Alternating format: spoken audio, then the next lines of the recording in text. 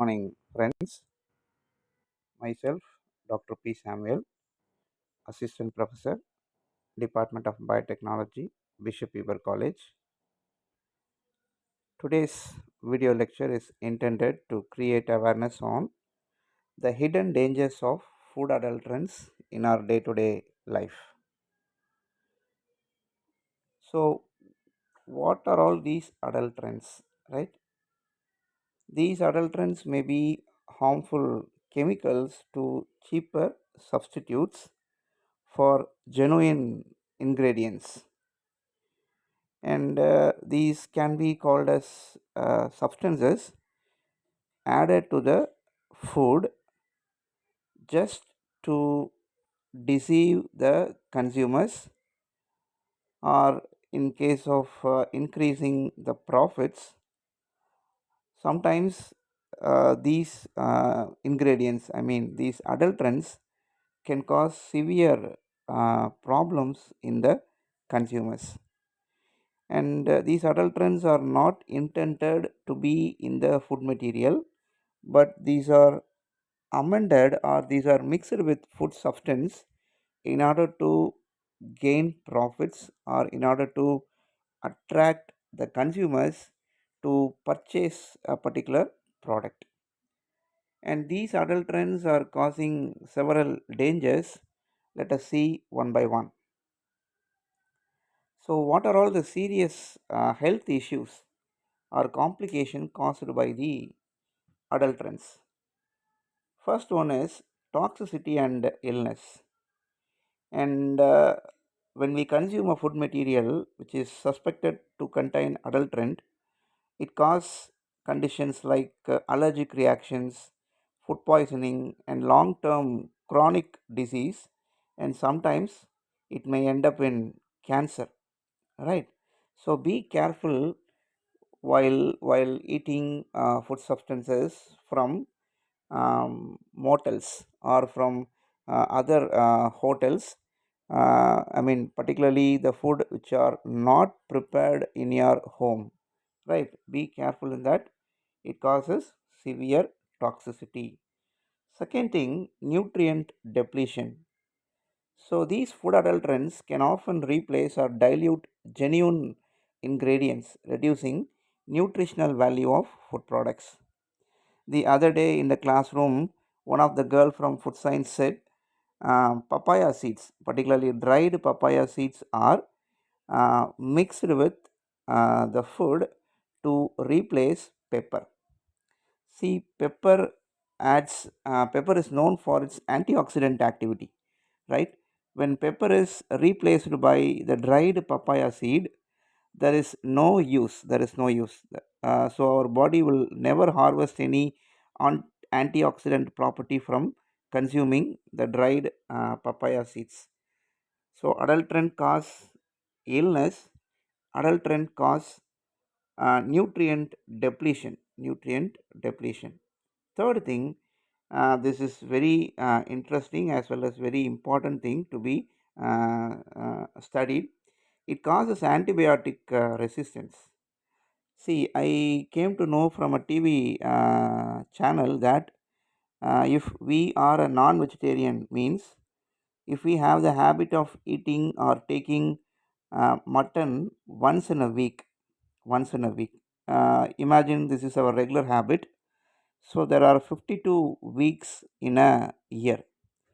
So it is equal to taking 52 shots of antibiotic per year, because chickens as well as muttons has to pass through several series of antibiotic doses.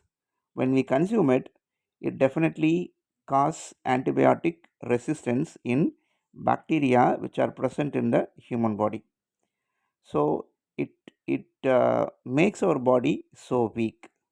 So while consuming adulterants or adulterated food material, will be prone to three different cases. One is illness, second one is nutritional depletion, third one is antibiotic resistance.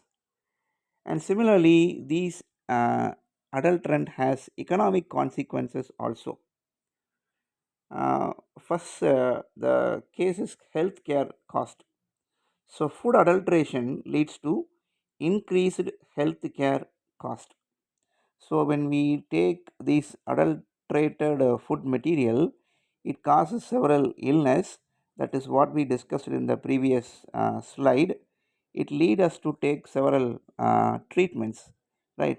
So, treatment made us to invest huge amount of money, and this will become a burden to the individual as well as to the family members. And last, productivity. Note down the spelling LOST, lost productivity. As a result of illness caused by a food adulterant in an individual, whether he or she may be a school going student or college going student or an employee, the productivity of the person is completely lost. So, there won't be any gain from the individual to the company, right? So, adulterant also causes loss of productivity. Third thing is consumer confidence, and this is to be noted very carefully that food adulteration erodes consumer confidence in food industry, leading to decreased demand for certain products and a decline in overall economic activity. When these adulterants are mixed, the original quality of the food material is lost, right? So it has health consequences, it has economic consequences.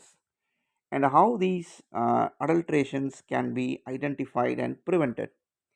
So by reinforcing regulation and enforcement. So strict regulation as well as enforcement measure uh, taken by the government is one of the primary way to stop food adulteration, and this involves setting standards for food safety, conducting regular inspection, and imposing penalties. So this is what we are hearing in our day to day life, right?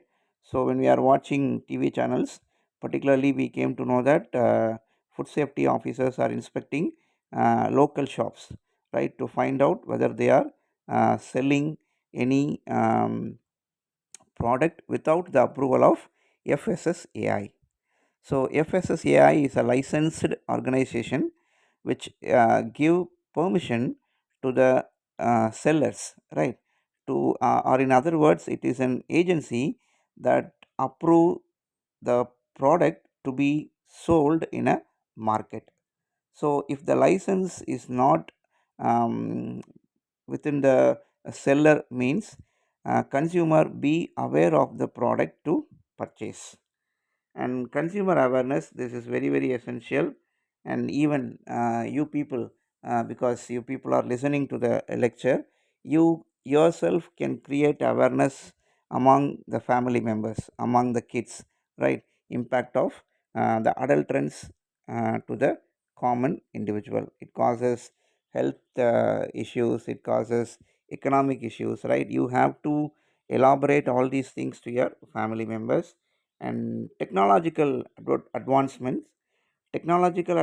such as sophisticated analytical techniques and rapid detection methods like HPLC, GCMS, gas chromatography, mass spectroscopy. So these instruments are outcome of technological advancements, and these instruments can also be employed in detecting the adulterants present in the food material. So once we are aware of the illness uh, caused due to the food adulterants, we can protect ourselves, we can protect our family members, even we can protect our loved ones, right? So before purchasing food material from the market, be sure that it is authorized by a recognized organization like FSSAI, right? Purchase those product alone and use those product alone. It will definitely help us to escape from the impact caused by food adulterants. Thanks for listening to the video. Stay tuned. We'll meet in another lecture session. Bye bye.